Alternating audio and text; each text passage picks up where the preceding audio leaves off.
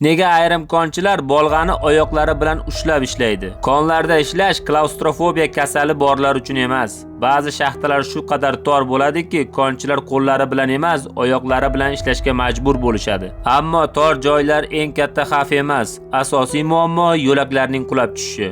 Ko'plab konlar 1 kilometrdan ham chuqurda joylashgan. Agar bunday chuqurlikda qulash sodir bo'lsa, yer yuzasiga qaytish faqat mo'jizaga bog'liq. Masalan, Janubiy Afrikadagi ayrim konlarda konchilar 4 kilometrdan ortiq chuqurlikda ishlashadi. Bu yerda harorat 66 darajaga yetadi. Bu xuddi tuxum pishirish mumkin bo'lgan daraja. Ba'zan ko'mir qazib olish uchun portlatish ishlari qilinadi. Uzun fitillar yoqiladi va konchilar imkon qadar tez qochishadi. Ammo eng kichik xato ham fojiaga olib kelishi mumkin. Ma'lumotlar foydali bo'lgan bo'lsa, like bosing va kanalimizga obuna bo'ling. Bundanda qiziqarli ma'lumotlarni siz Telegramda Fanshunos kanalimizda topishingiz mumkin. Albatta obuna bo'lib qo'ying.